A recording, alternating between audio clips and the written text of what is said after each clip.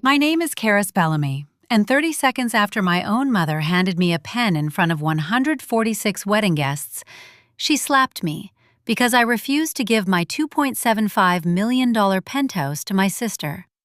Everyone thought I was destroying her wedding. No one knew the papers hidden inside that leather folder were never just about the penthouse.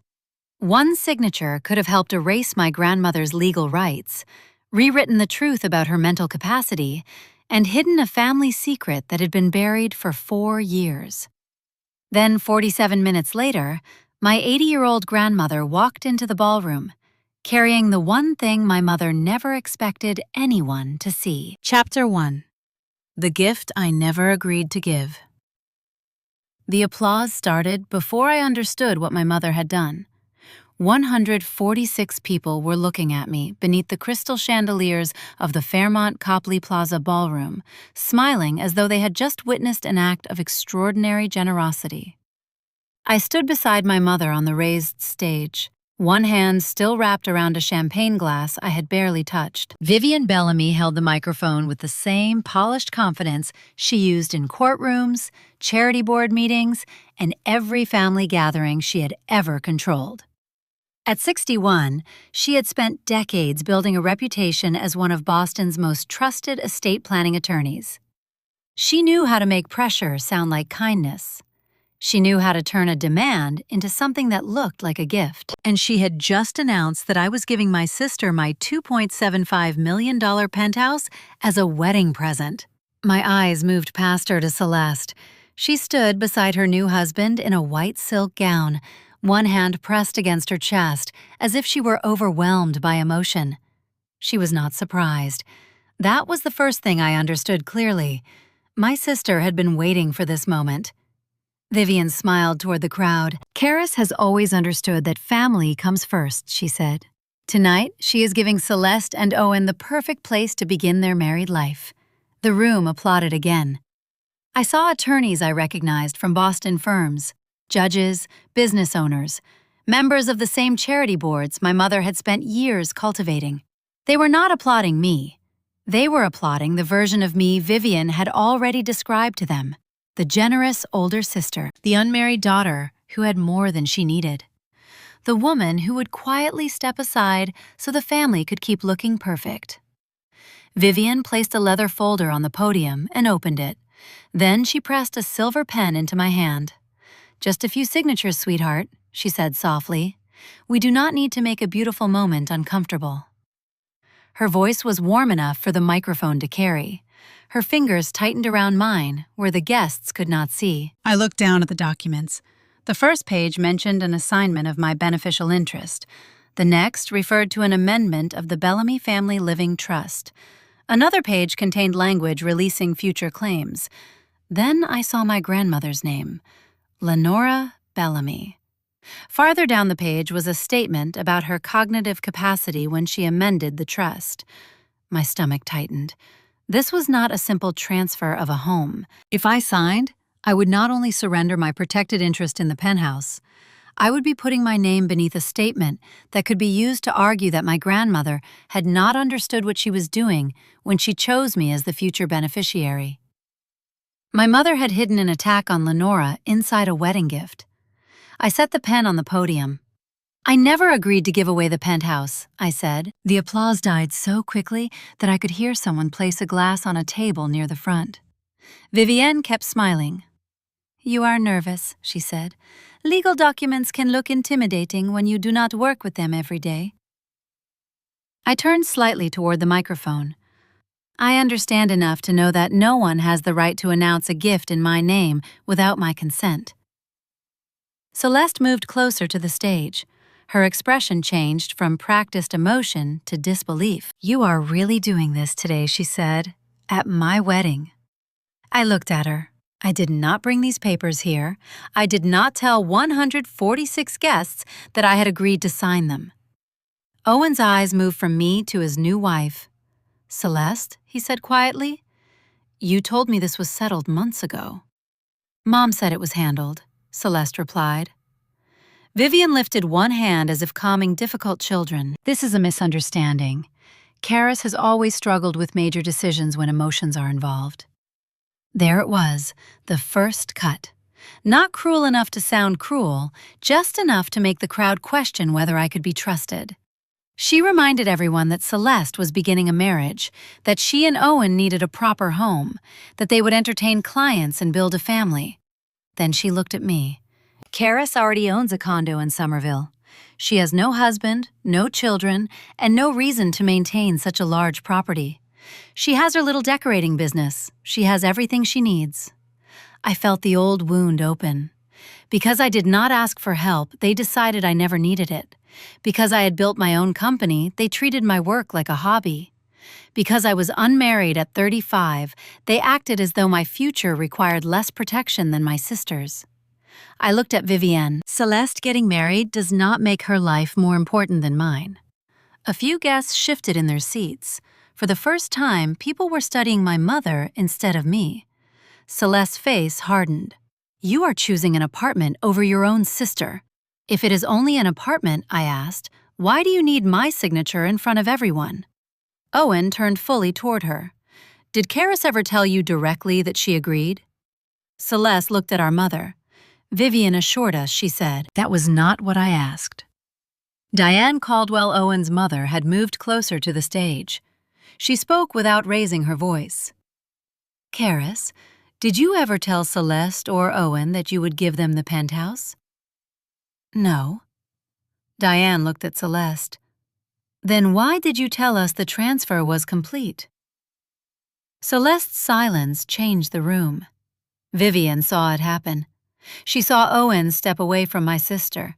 She saw Malcolm Caldwell close the wedding program in his hand. She saw the audience beginning to question the story she had prepared for them. Her smile disappeared. Your grandmother was vulnerable when these documents were created, she said. You spent years isolating her and influencing her decisions. My fingers went cold. Do not call Grandma confused, because she made a decision you could not control. Vivian stepped toward me. You have no idea what you are talking about. Grandma is completely lucid. The slap came before I saw her hand move. Pain exploded across the left side of my face. My silver leaf earring struck the marble floor and slid beneath the edge of the podium. No one spoke. For 1 second, I heard nothing except the rush of blood in my ears. I did not hit her back. I did not cry. I bent down, found the earring, and closed my fingers around it. Lenora had given it to me on my 30th birthday. She had told me leave survived by knowing when to hold on and when to let go. I stood and looked directly at my mother. That is the last time you will ever be allowed to touch me. Hannah Price, the hotel's event manager, moved immediately. She called security and instructed an employee to preserve the hallway and ballroom camera footage. She began collecting the names of the guests closest to the stage. I told her I wanted an incident report. Malcolm Caldwell pointed toward the leather folder. No one removes or alters those documents until independent counsel reviews them. Owen moved farther away from Celeste. Vivian tried to laugh. This is a private family misunderstanding. But the room no longer belonged to her. I walked out of the ballroom and into the quiet corridor near the lobby. My cheek burned. My hand shook around the earring. I called Jonah Reed. When he answered, I said the words Lenora had made me memorize. Bring the sealed file. Jonah's voice changed immediately. Are you safe? Yes.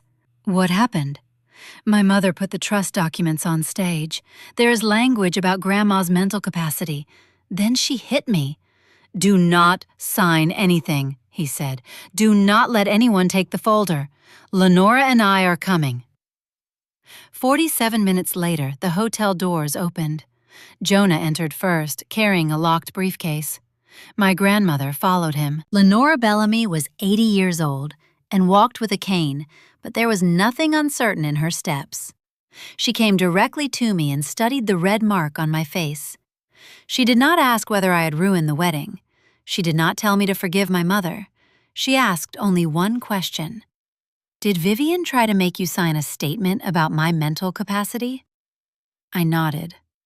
Lenora looked toward the ballroom. Then she said that Vivian had just placed the one thing they were missing on a table in front of 146 witnesses. I did not yet know what she meant. I only knew the file my mother had carried onto that stage was connected to something far larger than the penthouse. Chapter 2. The Daughter Who Never Needed Anything. To understand why Lenora had prepared for that moment, I had to go back 10 years to a Saturday in June of 2015 when she called and asked whether I knew anything about making a bedroom safer for someone who refused to admit she was getting older.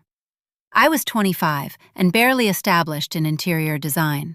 My job consisted mostly of measuring rooms, correcting vendor mistakes, and carrying material samples for people who rarely remembered my name. Lenora had slipped beside her bed the previous evening. She was not seriously injured, but the fall frightened her more than she admitted. I spent that weekend rearranging her bedroom. I removed a rug that curled at the corners, moved the reading chair away from the walkway, replaced 2 difficult cabinet knobs, and installed a rail inside the closet. When I finished, she stood in the doorway with her arms folded. "You made it safer, without making it look like a hospital," she said. That was the first compliment I received from a Bellamy that did not contain a correction. I returned the following Sunday with white ranunculus because I remembered they were her favorite. The visit after that, I helped scan a stack of property records. Soon I was taking her to appointments, checking work completed by contractors, and walking through museums with her on rainy afternoons. Sometimes she told me stories I had already heard. I listened anyway. My family later claimed those visits were part of a calculated campaign. The truth was much less dramatic. I liked being with her. Lenora asked real questions about my work and waited for the answers. She did not call my career a phase. She did not compare me to Celeste. She never treated my unmarried life as an unfinished version of someone else's. Over time, I became the person everyone called when something needed to be handled.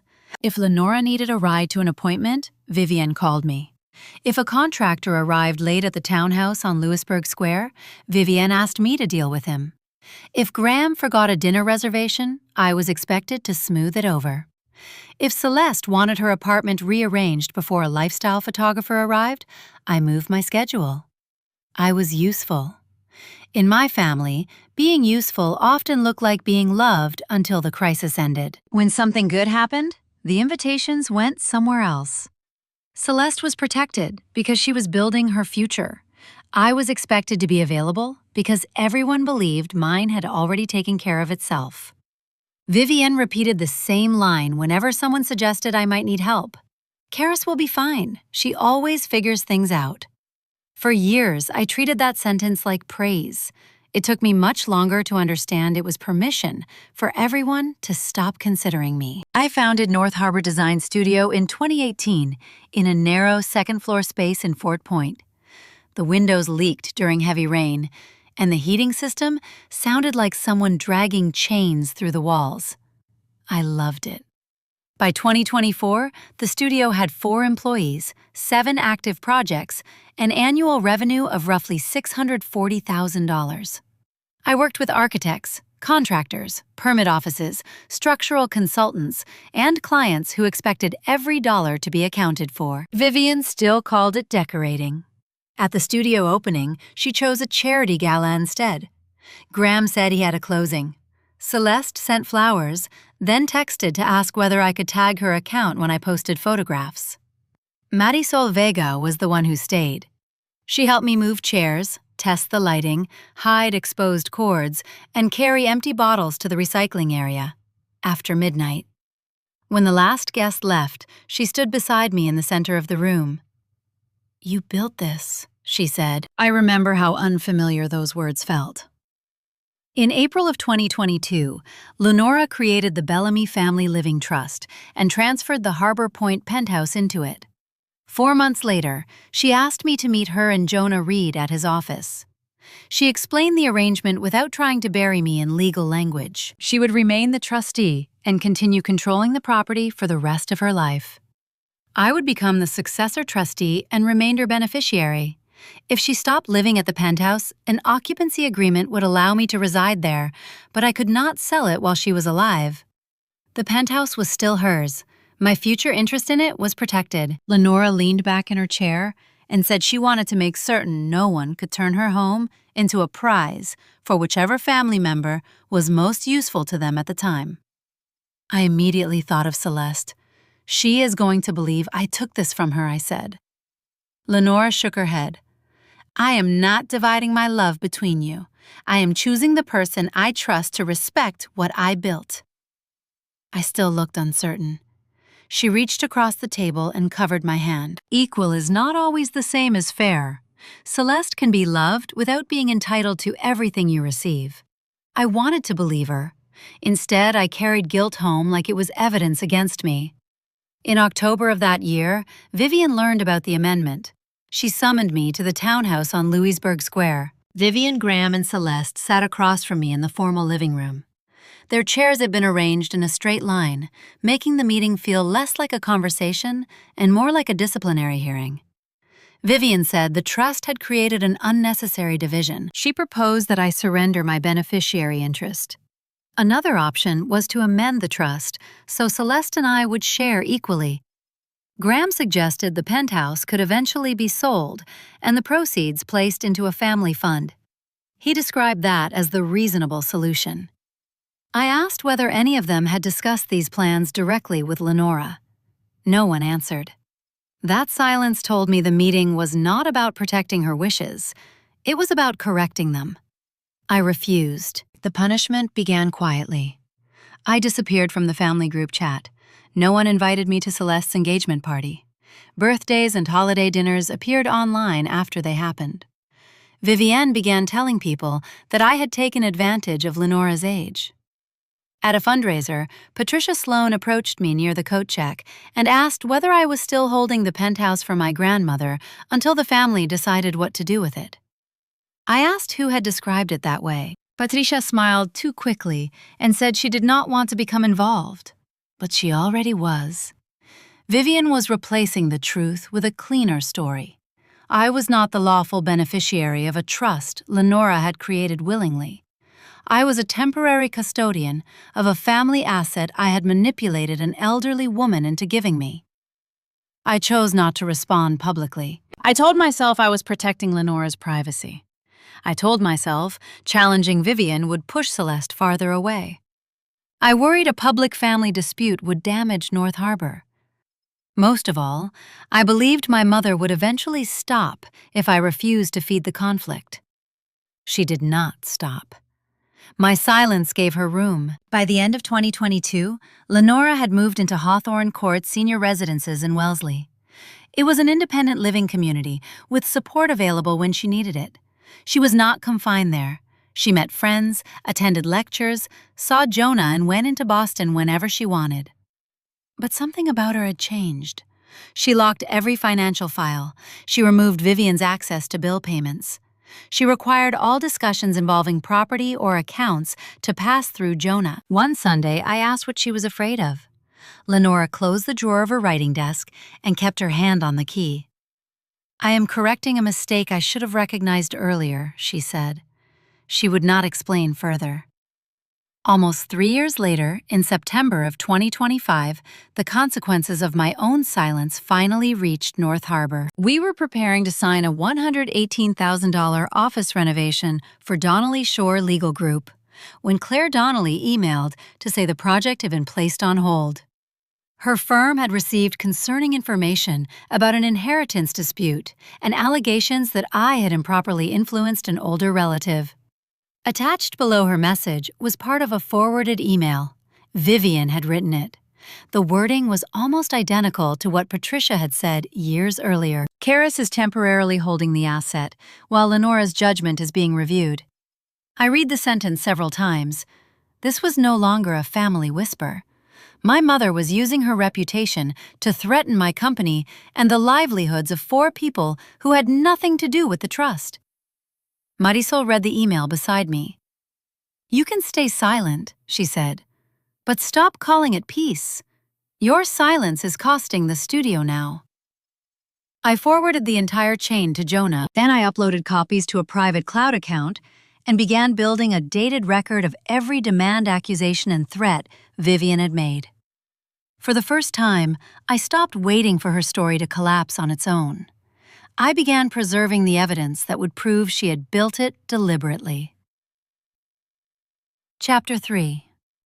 What they needed the penthouse to hide. 3 days after I sent the email chain to Jonah, a cream envelope arrived at my studio.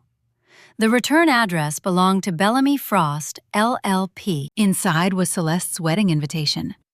After nearly 3 years of being excluded from birthdays, holidays, and her engagement party, I was suddenly important enough to receive embossed stationery. Vivienne called that afternoon. Her voice was unusually soft. "Celeste wants you there. We all do.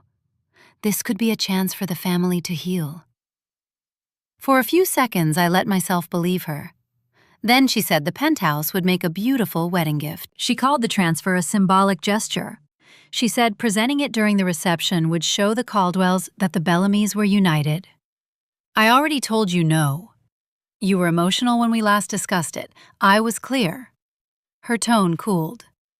"You should think carefully, Karis. A reputation in this city is more fragile than you realize, especially when your business depends on referrals."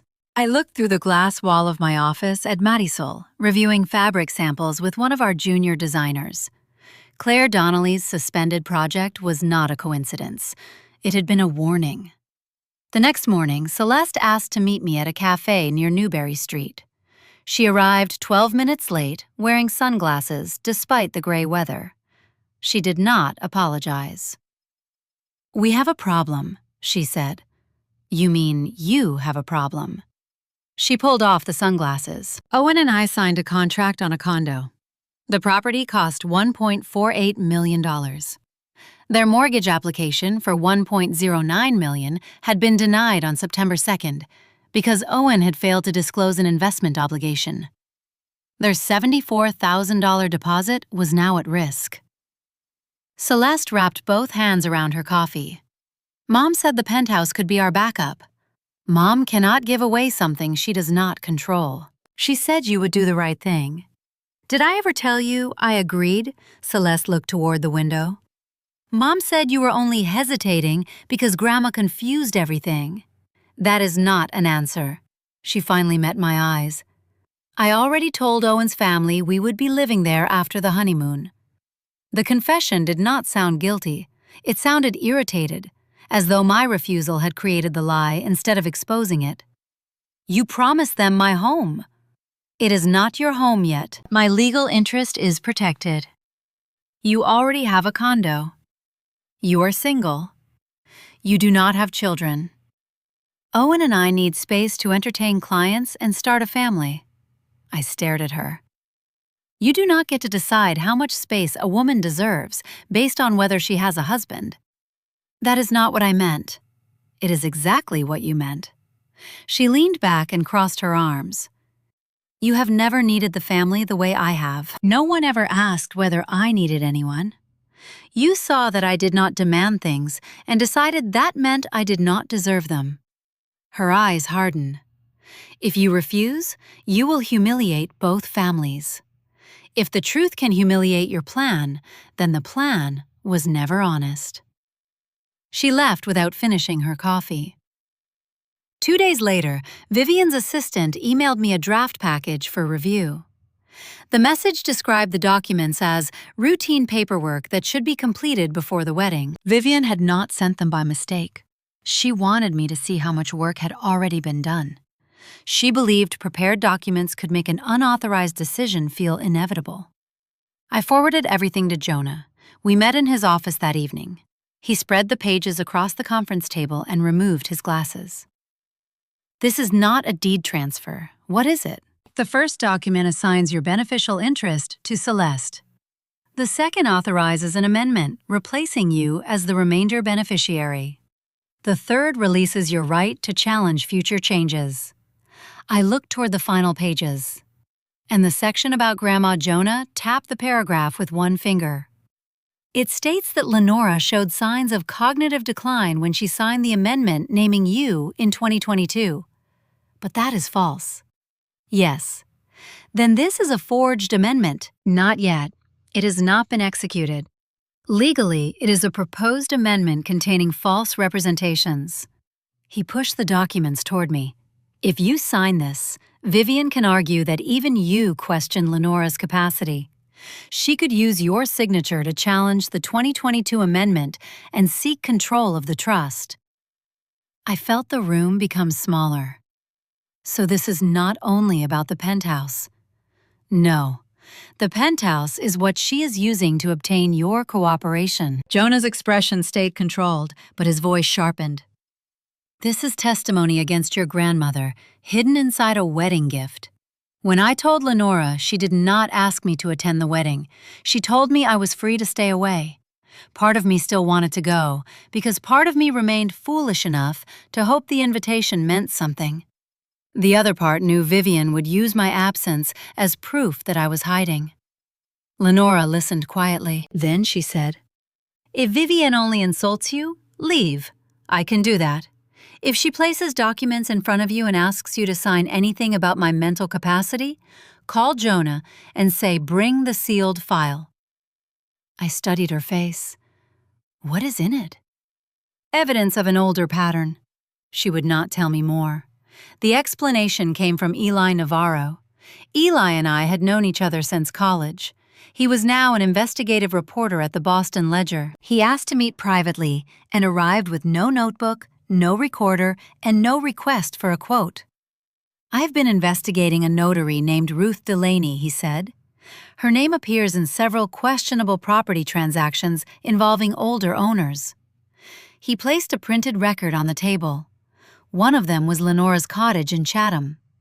The cottage had been sold on September 22, 2021 for $1.12 million. Lenora had been recovering from hip surgery at the time. She said she had never agreed to sell it. The transaction relied on documents suggesting Vivian had authority to act for her. She did have limited power of attorney, but only for 90 days. It allowed her to pay medical bills, handle insurance, and cover ordinary living expenses. It did not authorize the sale of real estate. Ruth had certified paperwork outside proper procedure. A forensic document examiner later concluded that the signature attributed to Lenora had not been written by her and showed clear evidence of simulation. Jonah traced part of the money into the Bellamy family's financial system. He would not give me the complete figures because the forensic accountant was still finalizing the reconciliation.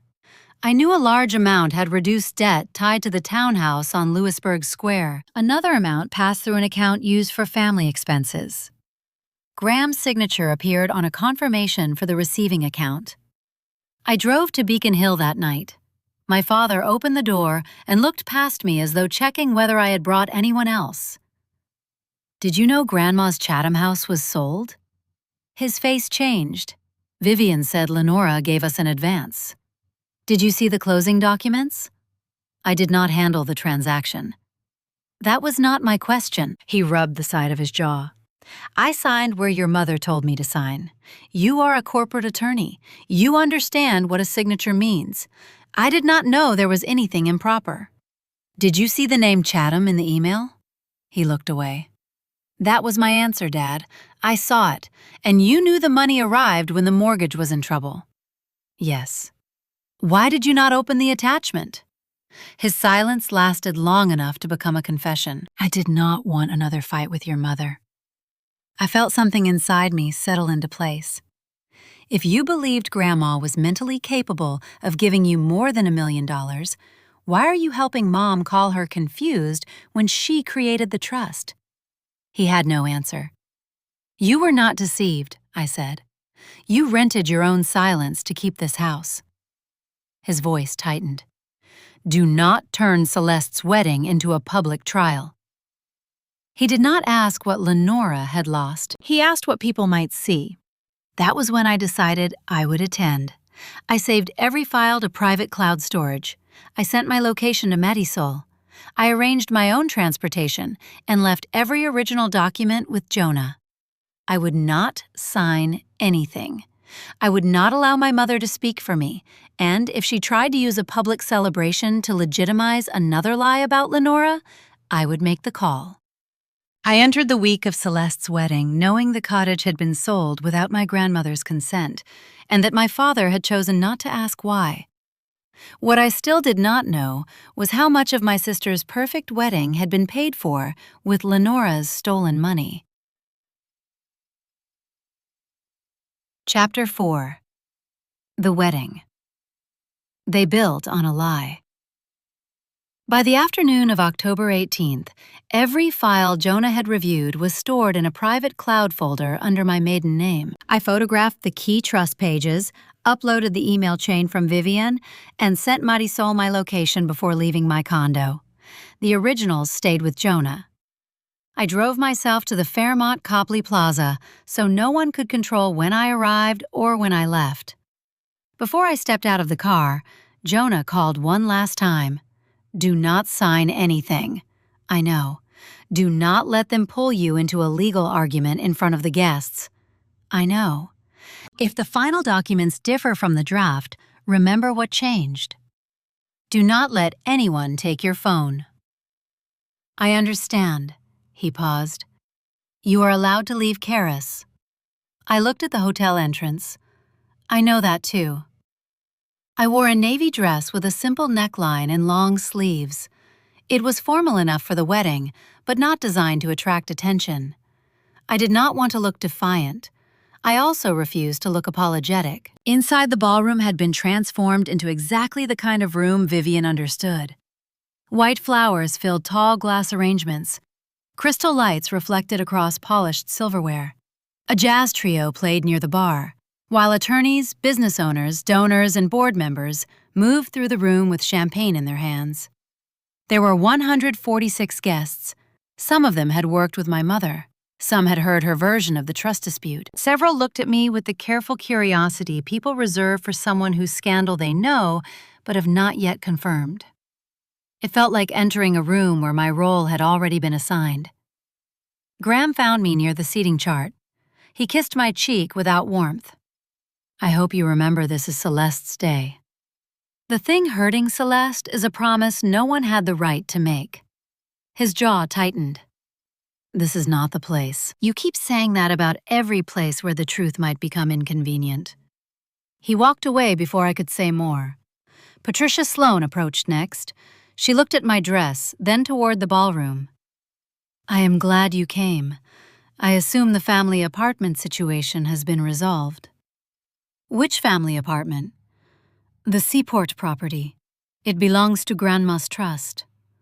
Patricia lowered her voice. Vivian explained that you are only holding the asset temporarily while Lenora's judgment is being reviewed. The sentence was almost identical to the wording in the email sent to Claire Donnelly. Not similar. Identical. I looked directly at her. Who told you to say it that way? Patricia's face changed. I am not trying to become involved. You already are. She excused herself and disappeared into the crowd. That was when I knew Vivian had not been sharing concerns casually. She had built a narrative and distributed it like a legal position. Before the ceremony, I found Celeste near the bridal suite. She closed the door behind us. Did you sign the documents? No. Her face went pale. Why not? Because I never agreed. Mom said Jonah had reviewed everything. Jonah reviewed the draft. He told me not to sign it. Celeste stared at me. You cannot do this tonight. I am not doing anything. I am refusing to let someone else make a decision in my name. The door opened before she could respond. Owen stood in the hallway. What decision? Celeste turned too quickly. Nothing. We are handling a family detail. Owen looked at me. Is this about the penthouse? Yes. He looked back at Celeste. You told me Karis agreed months ago. Mom said it was settled. Your mother cannot agree on behalf of your sister. Please do not start this before the ceremony. I am not starting anything. I am trying to understand what you used to persuade me to sign our financial plans. Celeste's eyes flashed. This is my wedding day. Owen's expression hardened. That does not make the question disappear. He left before she could answer. My phone vibrated as I walked toward the ballroom. Marisol had sent a message. A second client wanted to postpone Monday's meeting until the allegations involving Lenora were resolved. If the Donnelly project remained frozen and the new project slipped, North Harbor would have to adjust its staffing calendar and delay 2 vendor payments. For one moment, I wanted to leave. I wanted to drive back to Fort Point, call every client, and defend the business I had spent 7 years building. Then I imagined what Vivian would say if I disappeared before dinner. Karis refused to face the family. Karis ran because she knew Lenora had been manipulated. Karis could not explain the trust in front of witnesses. My absence would become another document she had written for me. So I stayed. Not to defeat her, to stop her from using my silence as consent. Lenora called before dinner. "Are you safe?" "Yes." "Has Vivian shown you the final package?" "Not yet." Jonah received lawful access to an image from the closing preparation file. The final version contains language that was not in the draft. My hand tightened around the phone. What did she add? "A statement that you believe I did not fully understand the consequences of the 2022 amendment." I closed my eyes. She wants me to say you were not competent? Yes. So this was never only about changing the beneficiary. No, if Vivian wanted the penthouse, she would ask you to transfer your interest. She needs your signature beneath the story that I no longer understand my own decisions. Lenora's voice became quieter. That is what she truly wants. During dinner, Graham gave a speech about family legacy. Malcolm Caldwell spoke about 2 respected families building a future together. Celeste thanked our parents for giving her a strong foundation. I looked at the flowers, the ballroom, and the carefully printed menus. The word foundation landed differently when I knew part of the Bellamy financial structure had been built with money Lenora never agreed to surrender. Diane Caldwell approached while dessert was being cleared. I kept my voice low. "If anyone announces a gift in my name tonight, please remember that I never agreed to it." She studied me for a second. "I will remember." After the final toast, Vivian stood and took the microphone. She spoke about sacrifice, generosity, and the responsibilities sisters owed each other. Then she called me to the stage. I knew refusing to walk up would allow her to continue speaking in my name, so I stood. Vivian announced the penthouse as Celeste and Owen's wedding gift. The room applauded. She opened the leather folder and placed a pen in my hand. I saw the added paragraph immediately. The final document went beyond the draft. It said I acknowledged Lenora had not fully understood the consequences of naming me beneficiary. Vivian had placed a lie beneath my signature line. "I never agreed to this gift," I said into the microphone. "The penthouse belongs to my grandmother's trust. These documents are not routine, and I will not sign them." Vivian smiled toward the crowd. "Karis is overwhelmed." Celeste stepped closer. "You are ruining my wedding." Owen looked at the papers. "Did you know these documents say Lenora lacked capacity?" "No," Celeste said. But when Vivian turned the final page, Celeste pointed automatically toward the signature block. She knew exactly where I was expected to sign. Diane noticed. "Karis," she asked, "did you ever directly tell Celeste that you agreed to transfer the penthouse?" "No." Diane turned to Celeste. "Then why did you tell us the transfer was complete?" Celeste said nothing. Vivian's smile disappeared.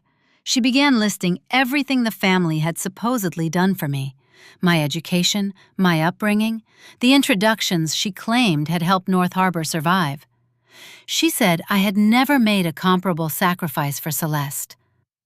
"You have never visited my studio," I said. "You never invested in it. You never referred a client. You are the reason clients are pulling away now." The room became very still. I spent years believing silence made me mature. All it did was let you use my silence as my signature. Vivienne pointed toward the documents. "Lenora is an elderly woman being controlled by you and Jonah."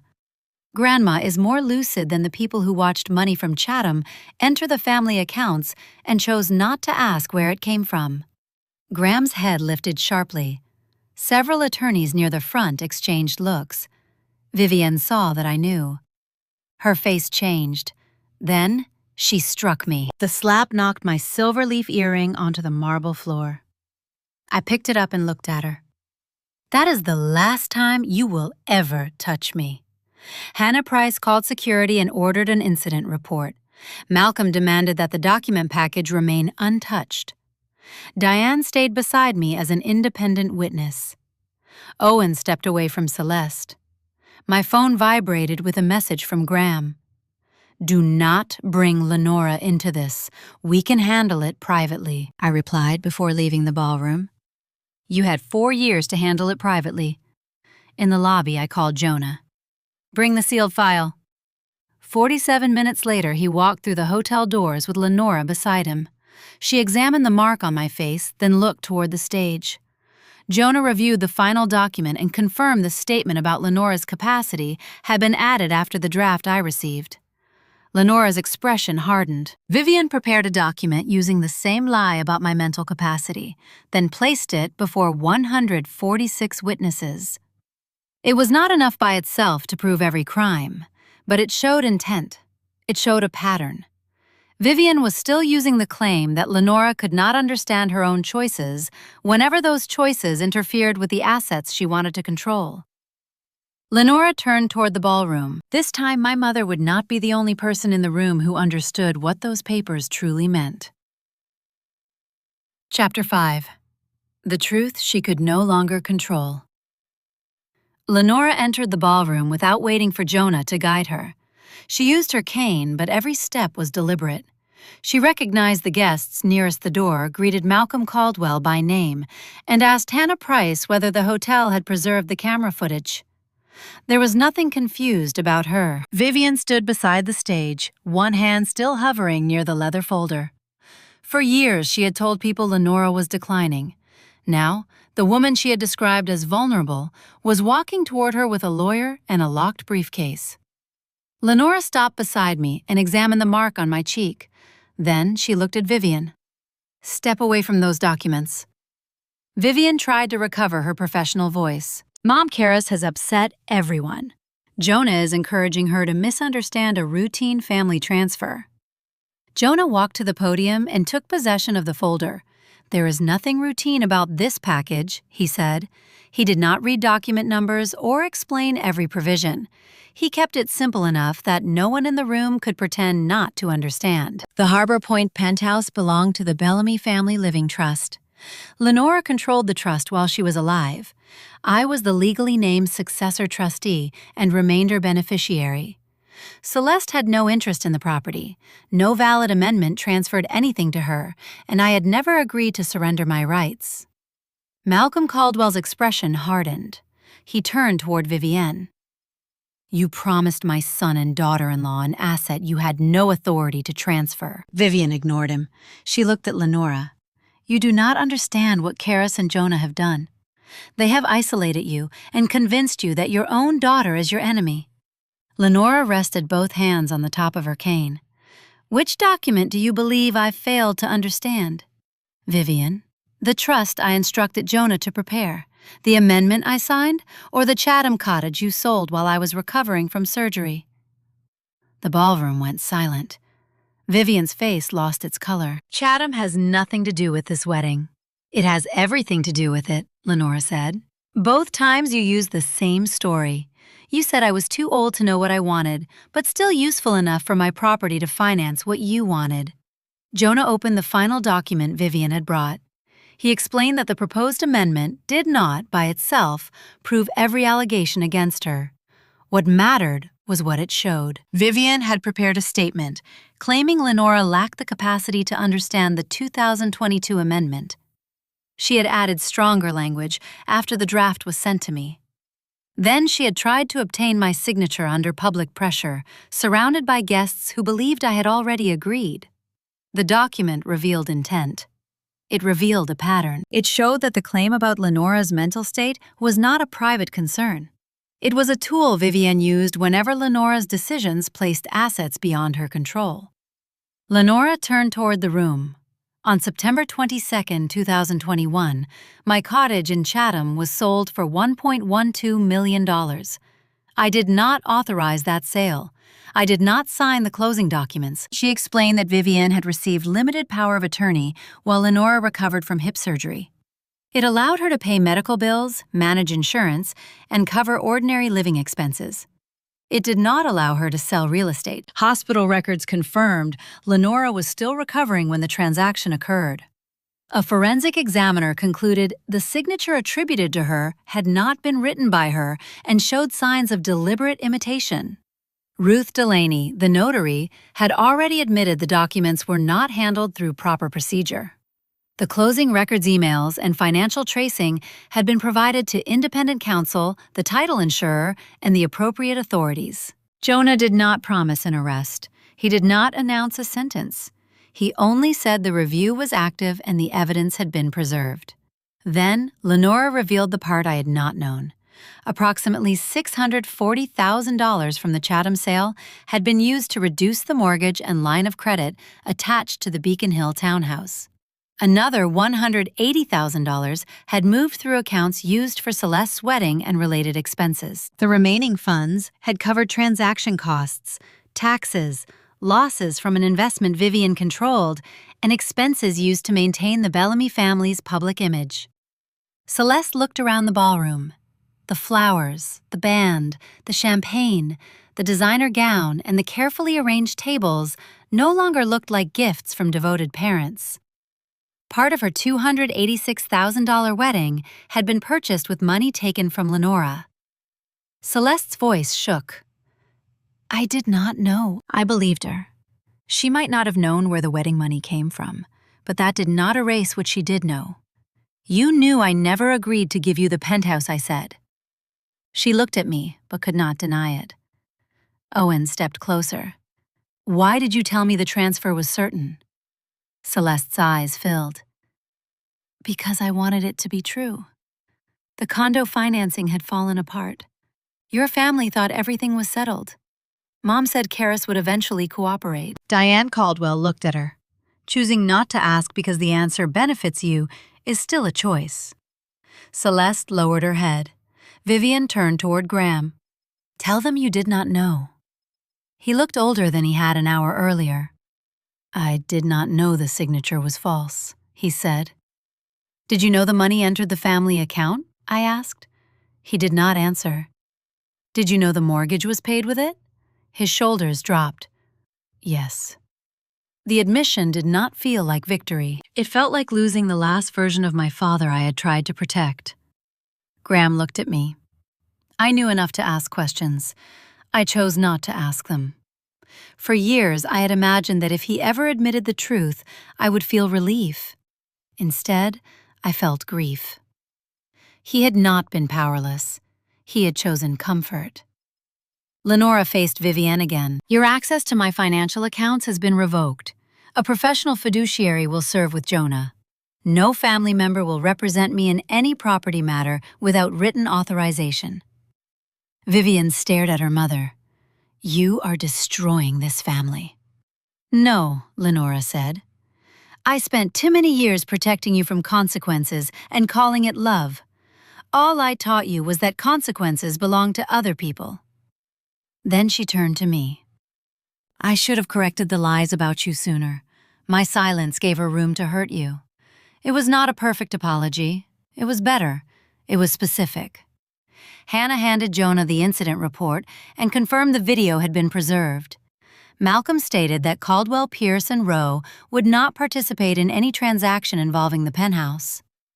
Owen remained in the ballroom, but he stood apart from Celeste. I left with Lenora. I did not stay to hear who believed me. That had once mattered more than almost anything. It did not anymore. 6 weeks later, Vivienne was required to respond to investigators. Graham hired separate counsel and moved out of the townhouse. The title insurer opened a formal review of the Chatham sale, and the current owners were notified that the title was disputed. The Office of Bar Counsel received a professional complaint. There was no immediate conviction. The cottage did not automatically return to Lenora. The civil claims title review and potential criminal investigation moved at the slow pace real legal matters usually do. 3 months after the wedding, Bellamy Frost suspended Vivian from several internal responsibilities. Some of her friends disappeared, others defended her. A few people contacted me only because they wanted details. I stopped believing I had to correct every person who preferred her version. Claire Donnelly apologized for placing the project on hold. She did not hand North Harbor a contract out of sympathy. We submitted our portfolio references schedule and budget proposal. Marisol and I presented against 2 competing studios. We won the $146,000 project because our work was stronger. A month later, I turned down another prospective client after he spent most of our meeting asking about my mother instead of the design. Boundaries were becoming something I practiced, not something I discussed. Graham asked to meet.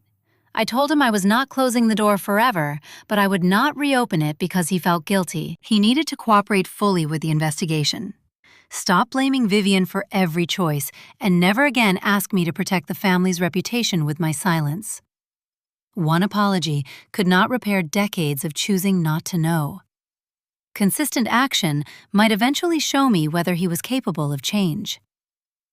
8 months after the wedding, Celeste sent me a message. She said she had not known about Chatham, but she had known I never agreed to transfer the penthouse.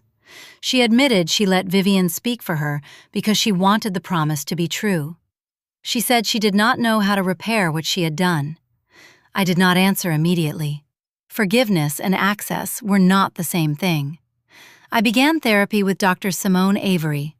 She helped me understand that guilt was not proof of wrongdoing, and boundaries were not punishment. Lenora also stopped pretending she had handled everything correctly. She admitted she had seen Vivian's need for control for years, and had often chosen private peace over public truth. We did not heal by deciding we had both been flawless.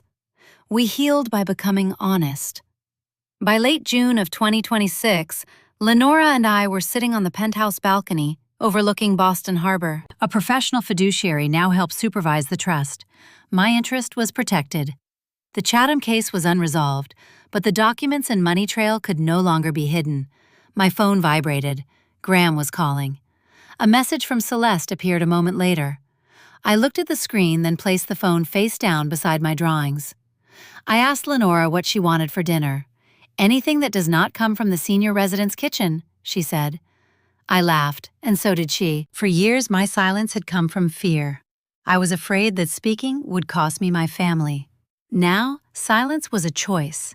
I could decide when to answer, how to answer, and whether the people asking for access had done enough to deserve it. The penthouse was never my greatest victory. My victory was the day I stopped needing my family to confirm that my home, my work, and my life belonged to me. Would you give Graham the chance to prove he had changed? And what would Celeste need to do before you allowed her back into your life? Share your answer in the comments, and stay with the channel for more stories about women who stopped protecting the people who betrayed them and finally chose themselves.